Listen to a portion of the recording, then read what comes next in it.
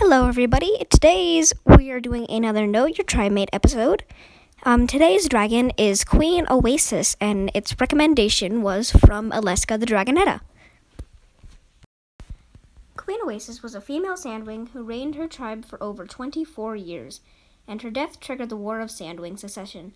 She was the mother of Princess Burn, Princess Blister, Princess Blaze, Prince Smolder, Prince Scald, and Prince Singe, as well as the wife of King Char, whom she often argued with and sentenced away from her many times.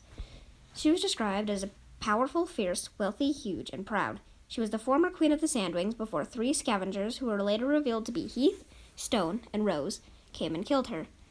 Blister tricked her into trying to kill Flower, and also Stone and Heath, who stole some of her treasure single-handedly. In the end, Queen Oasis was killed by the scavengers. She was also featured as the point of view in the prologue of The Brightest Night. She was one of the oldest queens in the series, older than ex-Queen Scarlet, but younger than Queen Moorhen. Appearance. Something I forgot to do for Kibble. In The Brightest Night, it was said that Queen Oasis' skeleton was huge, even bigger than Burn and Morrowseer. She would have been a truly frightening opponent to meet in battle. When her remains were discovered by Sunny, she was holding the Eye of Onyx. In Dragonslayer, she was described as taller than the trees, with wings that blotted out all three moons, obsidian black eyes, and a narrow snake-like face. On the day of her death, she wore a crown that was described as a black band of onyx, embedded with diamonds, that circled her head. Her scales were yellow, her tail barb was described as dark and gleaming with venom, and that it curled like a scorpion's stinger. Queen Oasis was shown to be very powerful and wealthy, with large chambers filled with jewels and trinkets. Despite her power, she is also slightly paranoid, destroying anyone she sees as a threat to her throne and kingdom. This is shown in the prologue of Darkness of Dragons, when she hunts down a young sandwing named Palm. Her goal is to lock up Palm so she couldn't be with Smolder to produce more heirs to the throne. In Deserter, Sixth Class states that Queen Oasis only allowed 3 heirs, no more. The queen was firm and powerful, but making great decisions for her tribe that led to much success.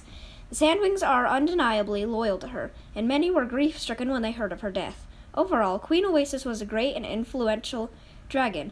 That was the base of the War of Sandwing Succession, and surely she would have promised her tribe mighty wealth and power if she had survived. Queen Oasis never made an actual appearance in this book, but was mentioned multiple times throughout it. Sixth Class, his parents, and many other Sandwings appeared to be quite loyal to their queen. Smolder expressed how mad he was at her because he would never find out what Queen Oasis had done to his lover, Palm.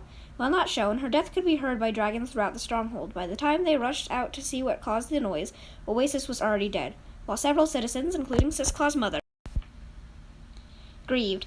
Burn and Blister began arguing over which of them should be queen. Since neither of them killed her, Blister talked Burn into dueling for the throne, and instead agreed to first track down the scavengers who killed Oasis. Smolder's eyes glimmered with satisfaction at his mother's death because of what he believed she did to Palm. Dragonslayer. Oasis appears in the prologue, attacking Stone, Heath, and Flower so what she can reclaim her treasure from them. She is eventually accidentally killed in the battle by Stone with a spear. Heath then cuts off her barb as a trophy and proof of her death, and puts it in his home in Valor, where he uses it to hide his treasure. He is mentioned many times as the Sandwing Queen. Although not alive during the period in which the main storylines of The Brightest Night take place, the prologue followed the Sandwing Queen the night she was killed by 3 scavengers, Stone, Heath, and Rose. Oasis had known that Blister would be the next queen from the moment she had learned to be queen. All she would need to do was kill her mother. Oasis had gotten along really well with her eldest daughter, Burn, and kept her entertained by giving her creepy things to collect. Oasis described Blaze as dizzy, and that she would be a terrible queen, but she's an acceptable daughter. On the second day Sunny was at Burn's stronghold, Smolder exposed 4 large rooms to her. Those were the rooms that contained the waves of treasure stolen from Queen Oasis, now totally empty. They attempted to discover how the 3 scavengers could have possibly carried that much treasure, but also discussed her death. He mentioned that he heard her roaring in the middle of the night, and when they hurried to find her, they found her dead. A scavenger-sized spear was plunged into her eye, and her tail barb was cut off. They never found any remains of treasure. However, there were venom drops beside the scavenger's tail, signifying that they probably took her barbed tail with them.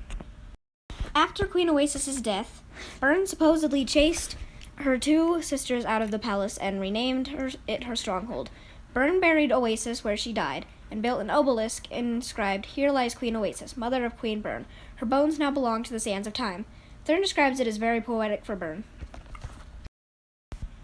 In Darkness of Dragons, Vulture mentioned that someone in the Scorpion Den was Oasis' granddaughter, later revealed to be Onyx.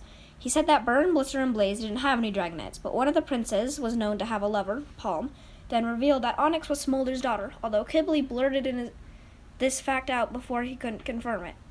Some Sandwing soldiers, a Gave and Torch, locked Prickle up in Oasis's dungeon for 20 years, driving her insane, though Queen Oasis never saw her as she had been killed by the scavenger first. And now for one of my favorite Queen Oasis quotes. What if she doesn't wake Burn? What if I'm going to face the thieves alone, with no backup? Oh wait, fan art time! Okay, so the reason this video was out so late is because I started working on the project immediately after the first Know Your Tribemates for Quibbly came out. And then a bunch of other stuff happened, and then I was hosting a map, and then Hit Me Baby One More Time was about to finish, and everything just went chaotic, and here it is. Finally, this episode is done. I hope you guys liked it. Make sure to comment down below which character you want to see next for Know Your Tribemates. And wash your hands, stay safe, and wear a seatbelt. Bye!